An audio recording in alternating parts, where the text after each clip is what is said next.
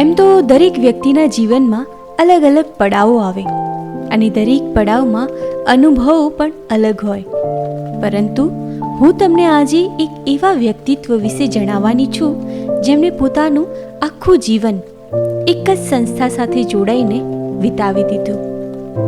મળો ડૉક્ટર સત્યવતીબેન કોઠારીને. આમ તો ડૉક્ટર સત્યવતીબેનને કોઈ પણ ઓળખાણની જરૂર નથી, કેમ કે પાલનપુરમાં ભાગ્યે જ કોઈ એવું હશે જે મેડમના આ રૂઆબદાર વ્યક્તિત્વથી બેખબર હશે. જીવનના 50 વર્ષ જેમને ફિમેલ હોસ્પિટલને આપ્યા, એમના આ જીવન સફરને જાણવાનો એક નાનકડો પ્રયાસ આજે અમે કર્યો.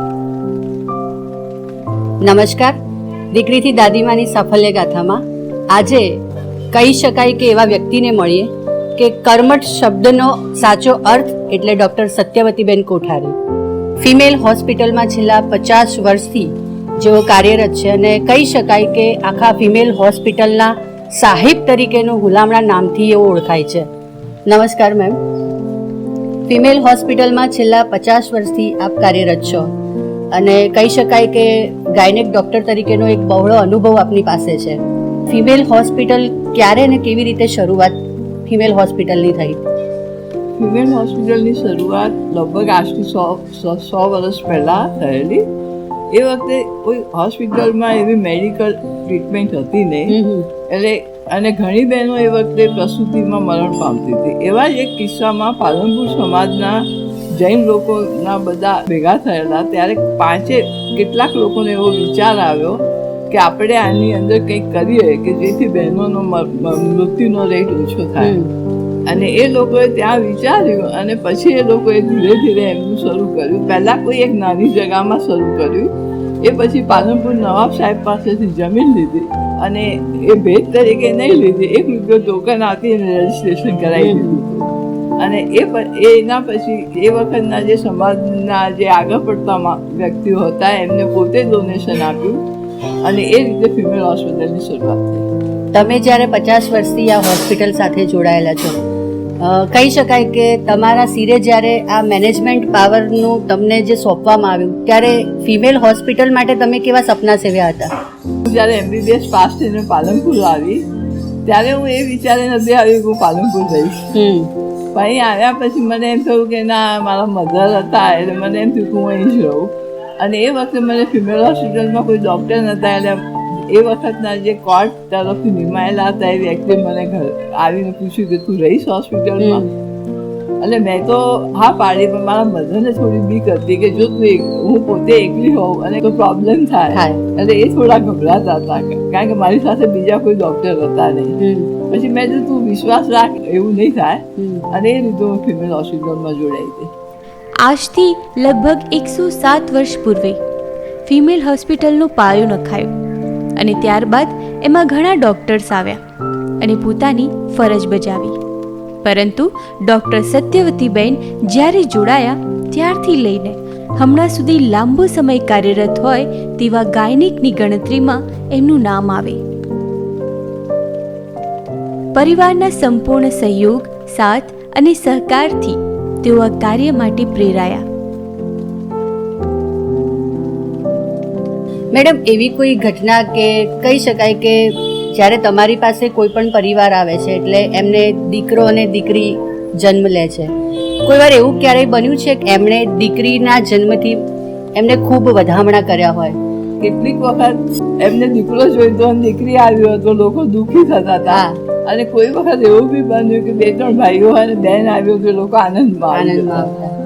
અત્યારે અમે ફિમેલ હોસ્પિટલમાં તો જે દીકરીઓ જન્મે એને અમે લોકો વધારે એટલે પેડાનું બોક્સ આપીએ જ છીએ અને એનો ફોટોગ્રાફ પાડીને એના આપીએ. છેલ્લા 10 વર્ષથી આ બધું ચાલુ જ છે.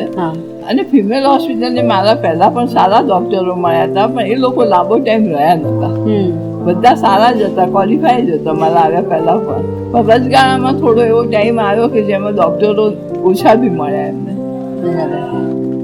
ડૉક્ટર સત્યવતીબેન એમના લાંબા સમયની સેવામાં એમના સ્ટાફ તેમજ મેનેજમેન્ટનો આભાર માનવાનું પણ નથી ચૂક્યા.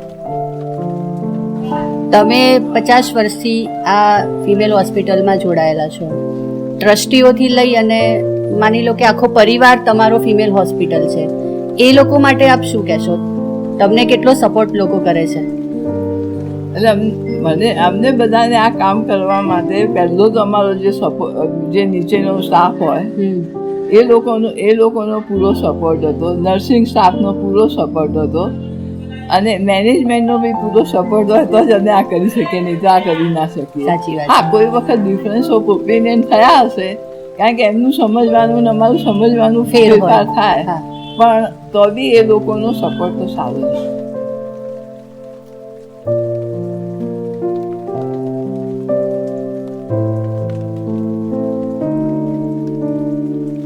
પાલનપુર ફિમેલ હોસ્પિટલ પાલનપુરના અંદર બહેનો અને બાળકો માટેનું એક હોસ્પિટલના રૂપમાં ચાલુ છે. સૌ પ્રથમ તો ડૉક્ટરો આવતા અને આટલું મોટું હોસ્પિટલ નહીં પણ સામાન્ય રીતે પ્રેગ્નન્સી એટલે સુવાવડનું કામ થતું અને મોટાભાગના એ વખતે જે સુવાવડના પેશન્ટ હતા એનું સંભાળ દાયણો લેતી પાલનપુર ફિમેલ હોસ્પિટલના અંદર. એ પછી ડૉક્ટર આવ્યા, ડૉક્ટર જયવંતીબેન, જેને મેં બહુ નાની ઉંમરમાં જોયેલા છે અને મારો જન્મ બી ત્યાં થયેલો છે. એ પછી એનું કામ વધતું ગયું અને હું માનું છું કે ડૉક્ટર નયન કોઠારી અને એમના વાઈફ એ હોસ્પિટલ જોઈન્ટ કર્યું. નયન કોઠારી પોતે એમની ફિઝિશિયન હતા અને એમના વાઈફ હતા એ ગાયનેકનું સંભાળતા હતા. અને તે પછી લગભગ 50 વર્ષ પહેલાં સત્યવતીબેન અહીંયા ડૉક્ટર થઈને આવ્યા. એમના પિતા પણ વિદ્યા મંદિરના અંદર સેવાઓ આપતા અને સતુબેને આ હોસ્પિટલ જોઈન કરી.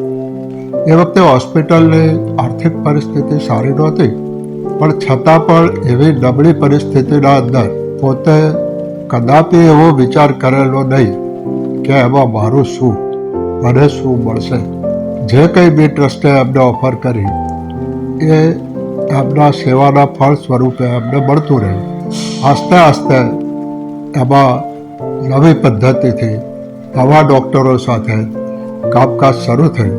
એ વખતે એક લિટિગેશન કોર્ટનું ચાલતું, એટલે કોર્ટે એના અંદર વહીવટદાર તરીકે શહેરના શ્રેષ્ઠી ઈશ્વરભાઈ શાહ અને નિરંજનભાઈ વકીલને બી દાખલ કર્યા અને એ કેસનો ચુકાદો ના આવે ત્યાર સુધી એમને સંભાળવું. પરંતુ એમની કામગીરી જોતાં અમારા અન્ય ટ્રસ્ટીઓએ એમને તે ચાલુ રાખ્યું અને એ વખતે પરિસ્થિતિ, આર્થિક પરિસ્થિતિ સારી ન હોવા છતાં પણ સતુબેને એમને જે કામ સોંપ્યું હતું એ કામને નિષ્ઠાપૂર્વક પૂરું કર્યું. તમારી પાસે જે પેશન્ટ આવે છે સ્ત્રીઓ, તંદુરસ્તી બાબતે અને નોર્મલ ડિલિવરી અને સિઝેરિયન ડિલિવરી, ઘણી વખત એવું બનતું હોય છે કે નોર્મલ થતી હોવા છતાં પણ લોકો સિઝેરિયન પર પ્રેરાય છે. તો એક ડૉક્ટર તરીકે આપ સ્ત્રીઓને શું સલાહ આપશો?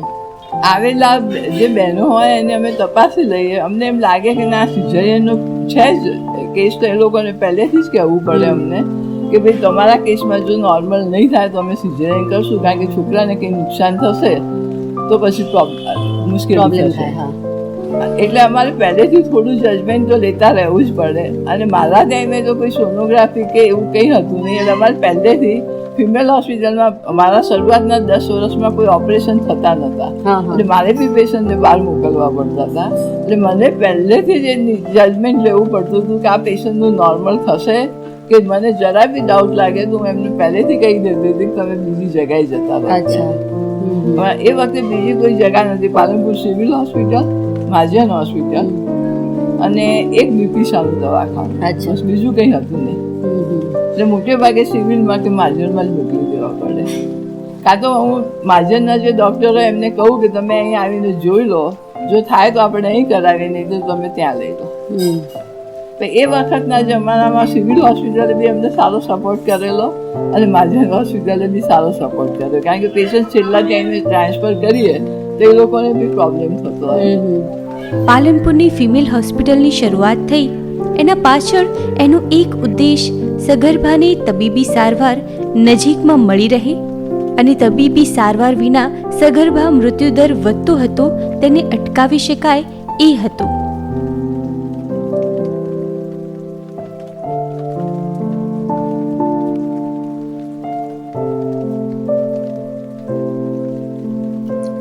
આગળ જતા હું 1985 કે 88માં ફિમેલ હોસ્પિટલમાં દાખલ થયો હતો.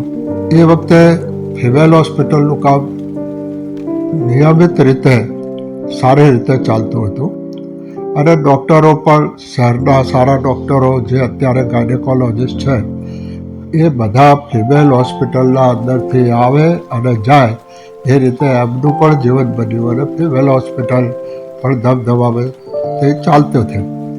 અમે હું દાખલ થયો એ વખતે મારી એક માંગ હતી કે મારે બાળકોનું હોસ્પિટલ ચાલુ કરવું, કારણ કે એ વખતે બાળકોના ડૉક્ટરો બહુ ઓછા હતા અને નાની ઉંમરે બાળકોના અંદર ડેથ રેશિયો વધારે હતો.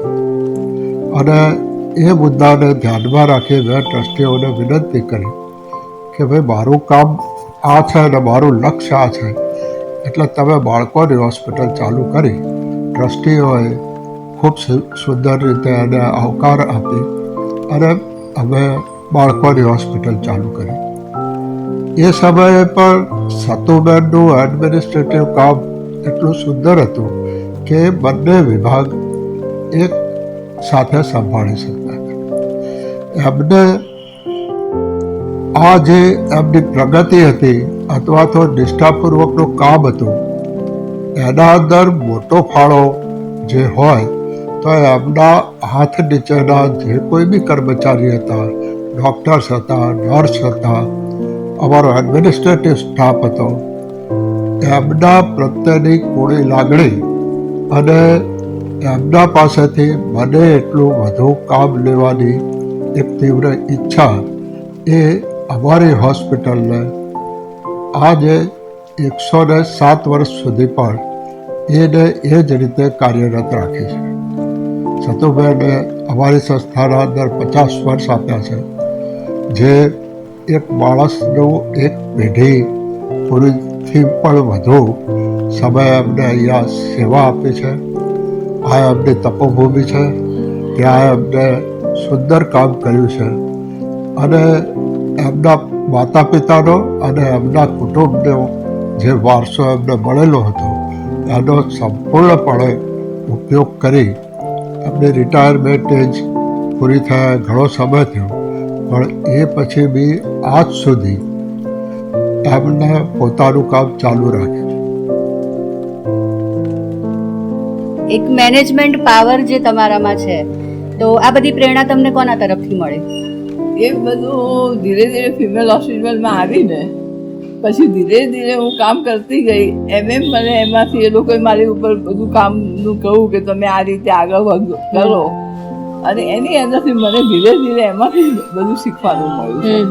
બાકી તો અમે MBBS પાસ થયા ત્યાં સુધી અમારું પાસે કોઈ કામને કશું જ નહીં. અમે બીજાની હાથે રહીને જ કરતા હતા એટલે એકબીજાના સપોર્ટથી કરતા હતા અને અહીં આવ્યા પછી જ એકલાએ કરવું પડ્યું. અને એના માટે અમારે ઘણીવાર રાતના દિવસે ન મળે તો રાતના બધું શોધવું પડે. હું આવી એ જમાનામાં પાલનપુરની અંદર બ્લડ કે કશું જ મળતું, અમદાવાદ કે મહેસાણા લેવા મોકલે. એટલે મારે એ પેશન્ટને દેખ્યા પછી નક્કી કરવું પડે કે આ પેશન્ટને બ્લડની જરૂર છે, કાં તો હું એને પહેલેથી તૈયાર કરે, કાં તો એને પહેલેથી કહી દઉં કે તું અમદાવાદ જતી રહેજે. અને એવું જ એક કિસ્સો એવો મારા શરૂઆતના વર્ષમાં બનેલો. એક આજુબાજુના ગામડાના મોમેડન બહેન આવેલા. હવે એને બતાવ્યું તો એને બધાએ કહું, એના શરીરમાં લોહી ઓછું હતું, એને બધાએ કહું તમે અમદાવાદ જાઓ અથવા સિવિલમાં જાઓ. એ બેનને સિવિલમાં જવું નહોતું ને અમદાવાદ નહોતું જવું, એટલે એ મારી પાસે આવ્યા. અને અમે લોકોએ જ્યારે મેં એને જોયું પછી મેં મારી સાથે એ વખતે ડૉક્ટર બુરાનપુરી અને પટની સાહેબ હતા, એ લોકોને બી મેં કન્સર્ન કર્યા કે ભાઈ આનું શું કરીશું.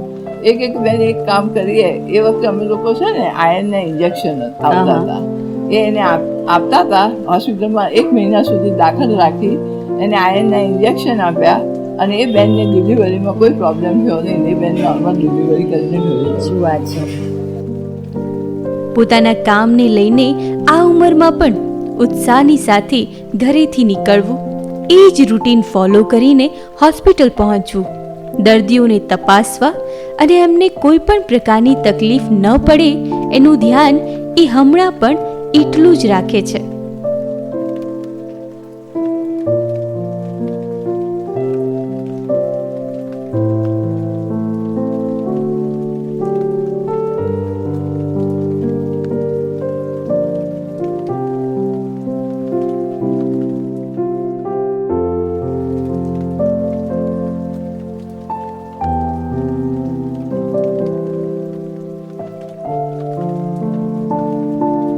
જ્યારે તમે ભણતા હતા ત્યારે પરિવારે તમને ડૉક્ટર બનાવવા માટેનું પીઠબળ આપ્યું છે, અને એમાં તમને જે પ્રોત્સાહન આપ્યું એ બાબતે પરિવાર માટે શું કહેશો?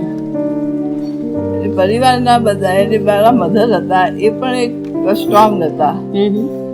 ભણવા માટે તો પહેલેથી જ અમારા ઘરે બધાને એ હતું જ. મારા મધર પોતે બહુ 4 ચોપડી જમાનામાં ભણેલા હતા, પણ હિસાબ ને બધું મારા કરતા બી વધારે શું વાત છે! એ જમાનામાં એમને હજી 94 યર્સે ગુજરી ગયા, અને એ ત્યાં સુધી એમનું બધું જે અમારા જૈન ધર્મનું હતું એમને સારો એવો અભ્યાસ કર્યો. સવારે 4 વાગે ઉઠી અને એમનું બધું કામ કરતા હોય એ બધું કરે, પછી 6 કે 7 વાગ્યા પછી જ અમારું કામ શરૂ થાય. અત્યારે સુરેખાબેનનું પણ એવું છે, સવારે 5 વાગે ઉઠીને એમનું બધું કરી નાખે. એટલે મૂળ તમને વારસામાં આ બધું મેનેજમેન્ટ પાવર મળેલો છે કે જે તમે કરી શકો છો બધું, અને એ લોકોનો સપોર્ટ બી ખરી, કારણ કે મારે ઘરમાં કંઈ કરવાનું રહેતું નહોતું, આ બધા હતા એટલે મારે ત્યાંનું જ હતું કામ. ભાઈ બહેનોનો સપોર્ટ કેવો મળ્યો એ વખતે અભ્યાસ દરમિયાન? ભાઈ, મોટા ભાઈનું હતું, બીજા નાનો ભાઈ હતો એ તો હજી મારાથી નાનો હતો. મોટા ભાઈએ તમને પ્રેરિત કર્યા ભણવા માટે? અને મારા મધરનો પણ સપોર્ટ. હા, એવું કોઈ વખત થાકી જાઉં ને તો એ મને એમ કે ના કંઈક કોલ આવ્યો ને મને કંટાળો આવ્યો તો એ કે પછી ડૉક્ટર બનવાનું કારણ શું હતું? સાચી વાત છે.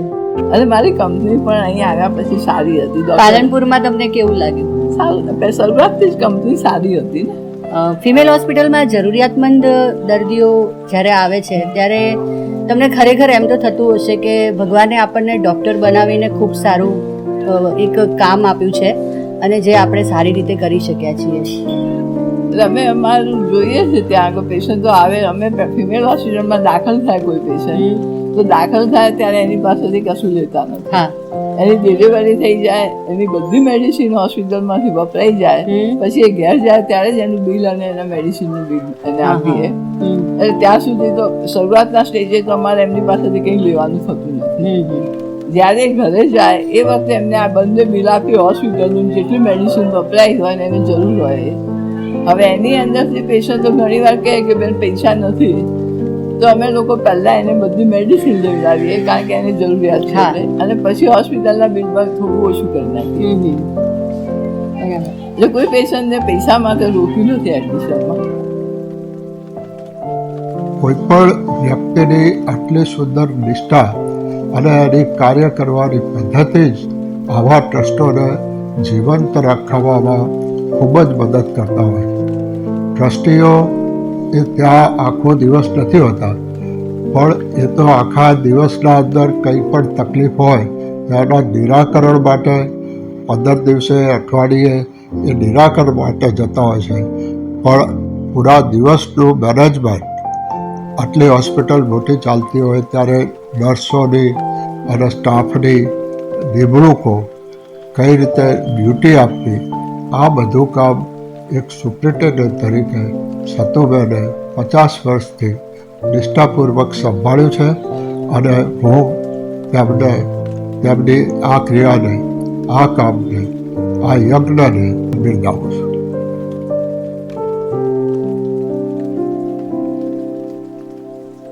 ટ્રસ્ટીઓ જે છે ફિમેલ હોસ્પિટલમાં અને તમારો સ્ટાફ, તમારા આ રૂઆબદાર પ્રભુત્વ જે તમારું છે અને વ્યક્તિત્વ તમારું છે, તમને બધા પ્રેમથી સાહેબ કહે છે, અને તમારું મેનેજમેન્ટ, તમારા સાથે જે તમે જોડાયેલા છો બધા તમને સારી રીતે રાખે છે ને તમારું સાંભળે પણ છે.